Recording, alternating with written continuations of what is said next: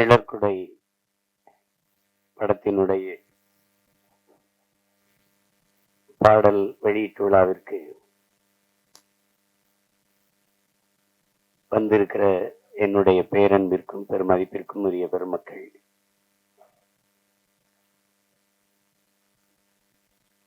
இந்த நிகழ்வை உலகெங்கும் வாழ்கிற உறவுகளுக்கு கொண்டு போய் சேர்க்க இருக்கிற அச்சு ஊடக, காட்சி ஊடக என் அன்பு உறவுகள், இவ்வளவு நேராயும் இன்னும் அரங்கை நிறைத்து அமர்ந்திருக்கிற என் அன்பிற்கினிய சொந்தங்கள் அனைவருக்கும் என்னுடைய அன்பும் வணக்கமும். இங்கே எல்லாரும் குறிப்பிடும்போது நான் ரொம்ப நேரம் காத்திருக்கிறேன் இல்லை.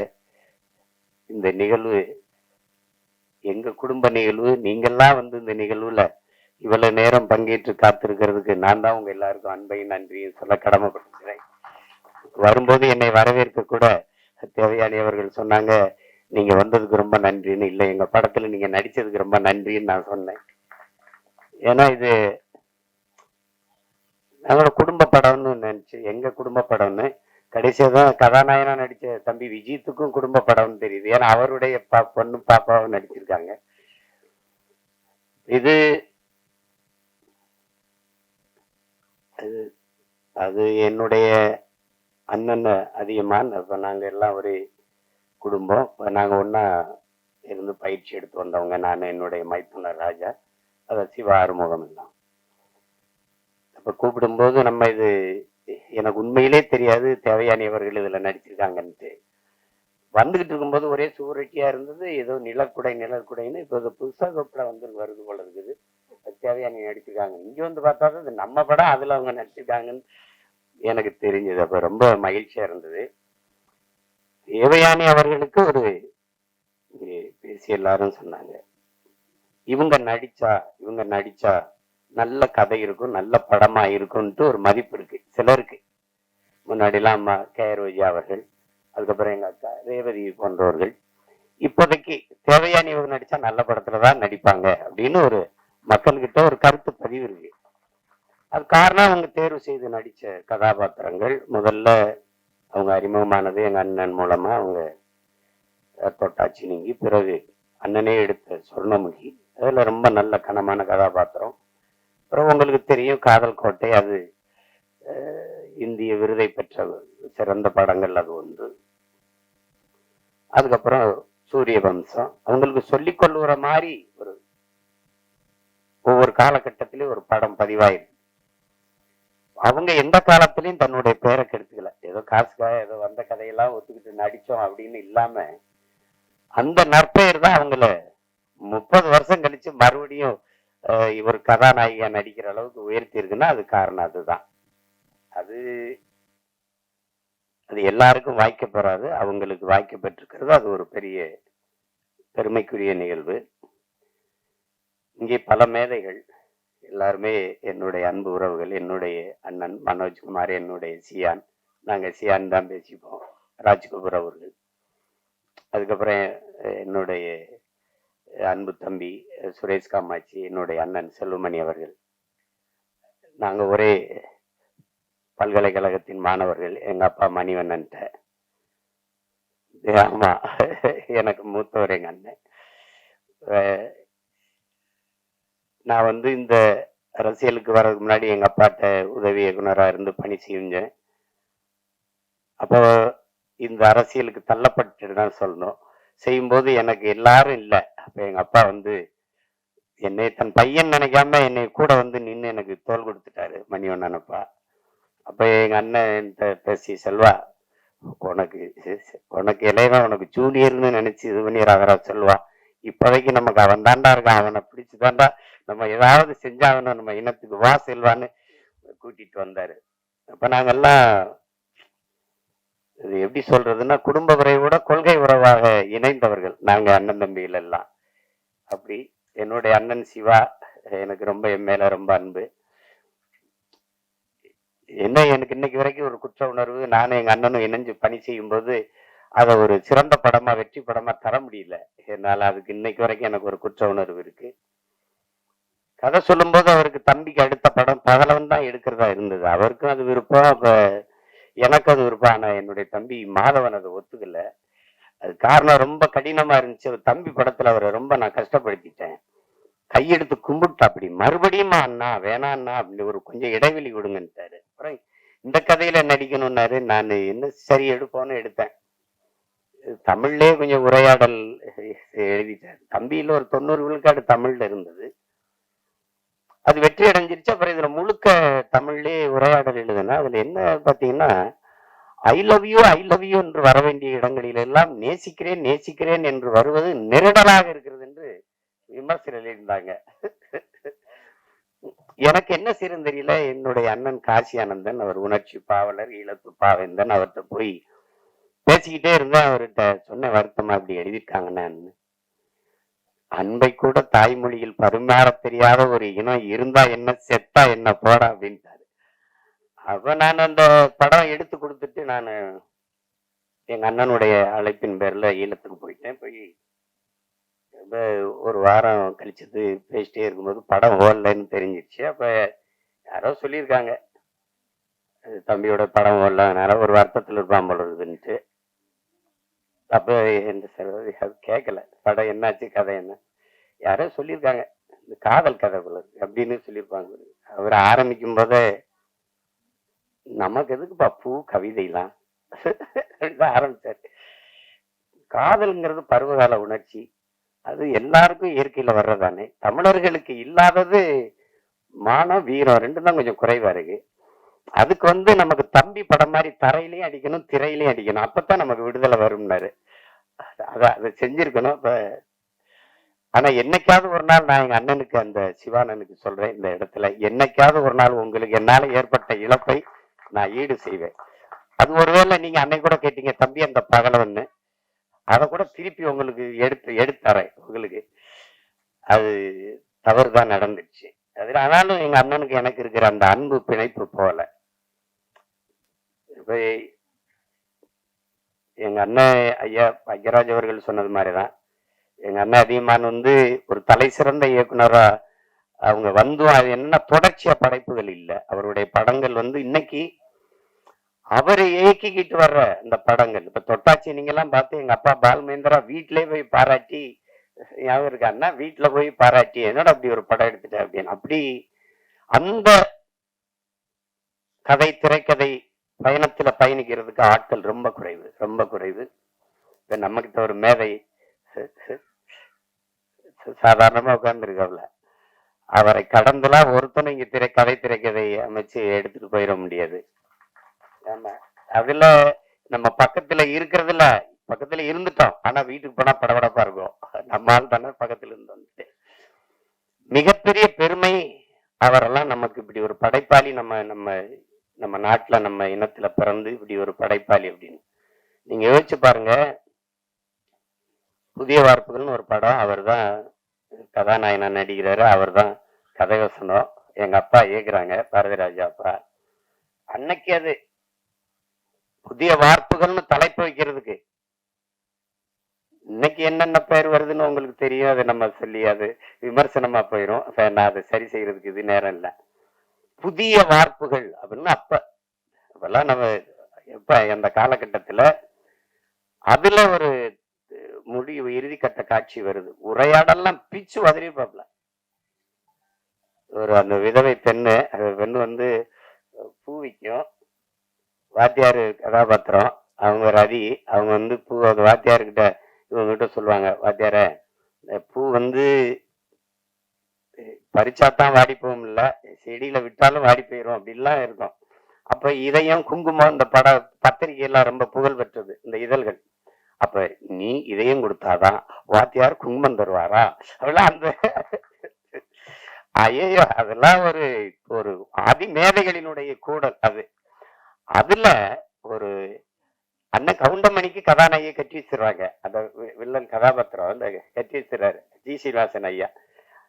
அப்ப ஆனா இவங்க வாத்தியாரும் ஒரு காதல் இருக்குது. அப்ப ஊரை விட்டு ஓடும் போது அந்த விதவை பெண், அந்த பூக்காரி, இவர் இந்த காஜா சிரிப்பு எல்லாம் ஓடும் போது இந்த இந்த காதலர்கள் சேர்றதுக்கு ஒரு இடையூறா ஒண்ணு இருக்குது. ஆனா அவர் கட்டின தாலி ஒரு இந்த கலாச்சாரம் தாலிக்கு இந்த சமூகம் ரொம்ப முன்னுரிமை கொடுக்குது.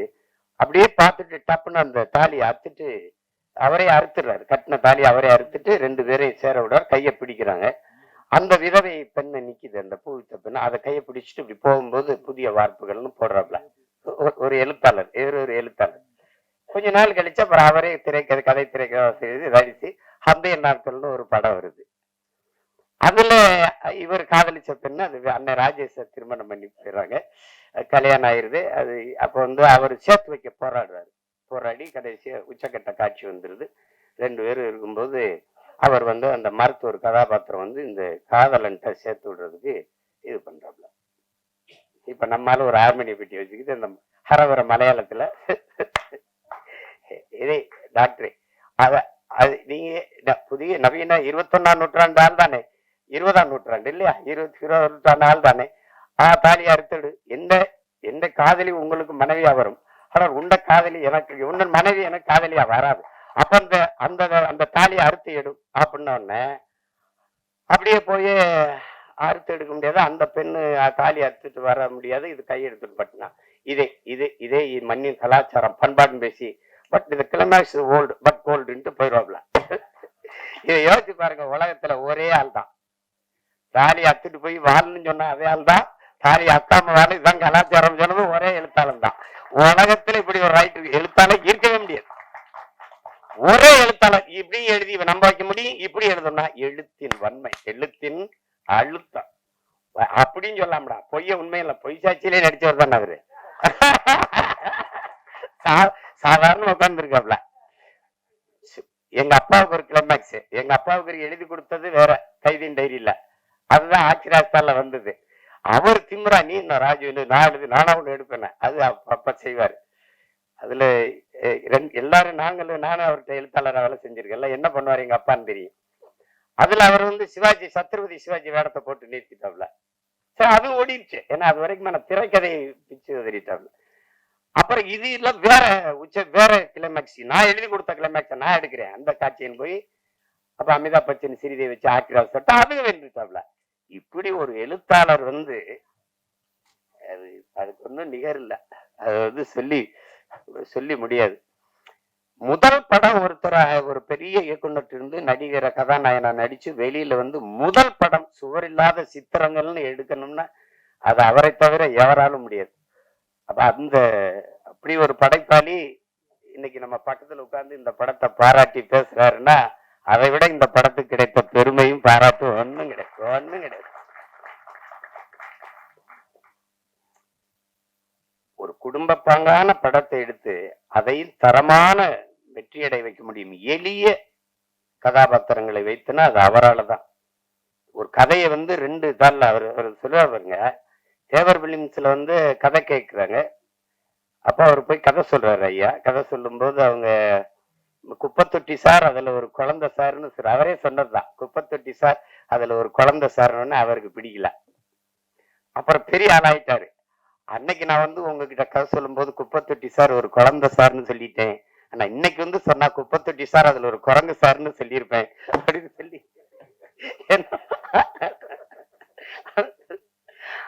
அது ரொம்ப சாதாரண கதை. ஒரு வாத்தியார் கை குழந்தையோட ஊருக்குள்ள வரான்னு முந்தானை முடிச்சு ஒரு படத்தை எடுத்து அப்ப எங்க ஊர்ல பரமக்குடியில எங்க அண்ணனுக்கு தெரியும், ராமநாதபுரத்துலதான் வெளியீட்டு ரிலீஸ்.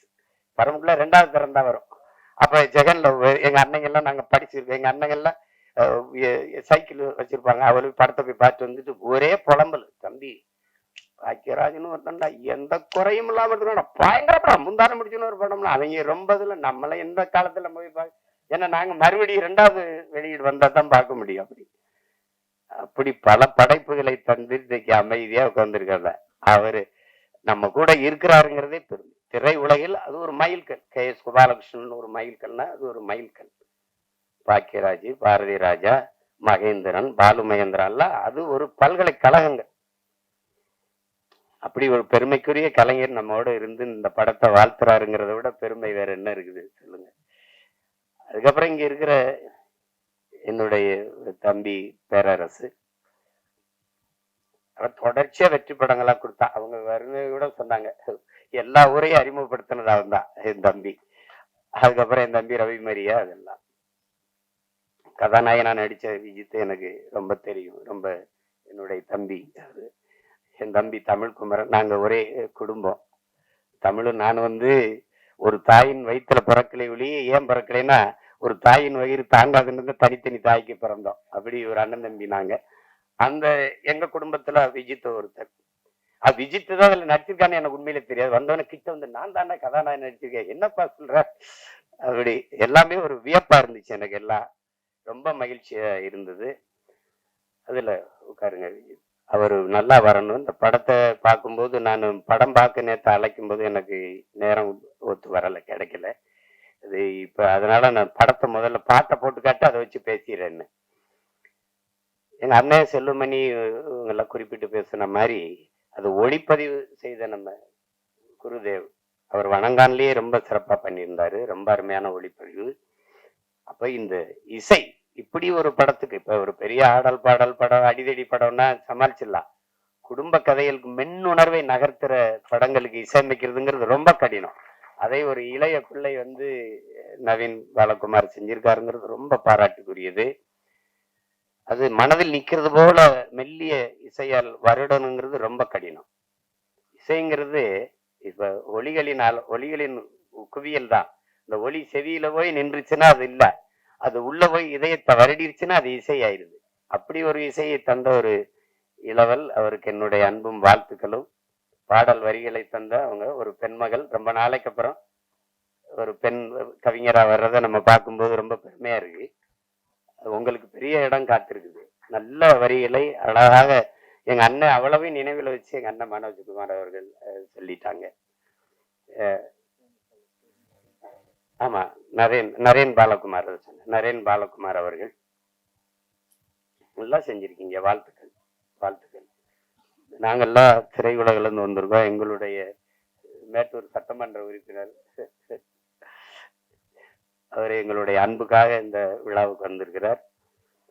அப்புறம் கதாநாயக நடிச்ச கண்மணி அவர்கள், அவங்களுக்கு நல்ல வாய்ப்பு இந்த படத்துல. விஜித்தும் அவருடைய பங்களிப்பும் பெருமைக்குரியது. எல்லாத்தையும் விட மிகுந்த பாராட்டுக்கும் நன்றிக்கும் உரியவர். இதை மக்களிடத்தில் கொண்டு போய் சேர்க்கிற பெரும் பணியை செய்ய இருக்கிற என் அன்பிற்குரிய தம்பி யுவராஜ் அவர்கள் தான். அவருக்கு தான் இது ரொம்ப, உங்களுக்கு தான் என்னுடைய நன்றியும் அன்பும் வாழ்த்துக்கள். உறுதியா வெல்லும் படம். படம் வெல்லுதுல பெரிய படம் சின்ன படம்லாம் ஒன்றும் இல்லை. அண்மையில நான் கோர்ட்டுன்னு ஒரு படம், தெலுங்கு படம், இரவுல ரொம்ப நேரம் கொஞ்சம் மண்ட அழுத்தமா இருந்த தூக்கம் இல்லைன்னு கொஞ்சம் கொஞ்சம் பார்ப்பேன். ஒரு யாராவது சொல்லி அண்ணன் இந்த படத்தை பாருங்கன்னா கொஞ்சம் கொஞ்சம் பார்த்து தூங்குறது. ஆனால் அந்த படத்தை போட்டேன்னு தூங்கவே முடியல. கோர்ட்டுன்னு ஒரு படம், இது தமிழ் பதிப்பு பார்த்தேன். சின்ன படம் 6 கோடிக்கு எடுத்தாங்களாம். நான் பார்க்கிற போது எனக்கு சொன்னாங்க 60 கோடி வசூலிச்சிருக்குன்னு அப்படின்ட்டு. அப்ப இவங்க சொன்ன மாதிரி பெரிய படம் சின்ன படம்லாம் ஒன்றும் அளவு இல்லை. ஓடுற படம் ஓடாத படம் தான். இப்ப என்னுடைய தம்பி நம்ம ஜேஎஸ்கே எடுத்திருக்க ஃபயர்னு ஒரு படம், அன்னைக்கு எங்க அண்ணங்கள்லாம் சொன்னாங்கன்னு பார்த்தேன். ரொம்ப குறைந்த முதலீடு, ரொம்ப நல்ல லாபம் அடைஞ்சிருச்சு. அதனால மிகப்பெரிய நட்சத்திரங்கள் நடிச்ச படமும் தோத்துருக்குது, சாதாரண படங்கள்லாம் வென்றுக்குது. அதனால நம்ம படம் வெல்லும், நீங்க ஒன்றும் யோசிக்காதீங்க. திரையரங்குல சின்ன படத்துக்கு முக்கியத்துவம் கொடுக்கணும் அப்படின்னு. இன்னைக்கு சூழல் சரியில்லை, நமக்கு ஒரு சூழல் வருது. இருங்க, பெரிய பெரிய வளாகங்கள்ல சின்ன படங்களுக்கு முன்னுரிமை கொடுக்கணும்னு சட்டம் வரும். அது வரும், காலம் வரும் என்று நம்ம காத்திருக்கிறது இல்ல, நமக்கான காலத்தை நாம உருவாக்கணும். அப்படி ஒரு காலத்தை உருவாக்கிக்கிட்டு இருக்கோம்.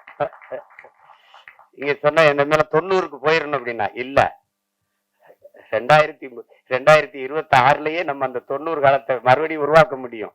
அதெல்லாம் ஒண்ணும் அவ்வளவுதான், எதுவும் கிடையாது, எதுவும் முற்று கிடையாது. ஒரு வாக்கியம் முற்று பெறும்போது இன்னொரு வாக்கியம் தொடங்குது. இங்க புள்ளி வச்சா இன்னொரு வாக்கியம் தொடங்குது. அதனால அதெல்லாம் நினைச்சு இது பண்ணிடாதீங்க. நாங்கெல்லாம் திரைத்துறையை எப்படி சொல்றது, உயிரை விட மேகலா நேசிச்சவங்க நாங்கெல்லாம். படுக்க இடம் இல்லாம ஏவிஎம் சுடுகாட்டுல படுத்து கிடந்தவங்கன்னா அப்ப எவ்வளவு காதலிச்சிருக்கோம்னு பாருங்க.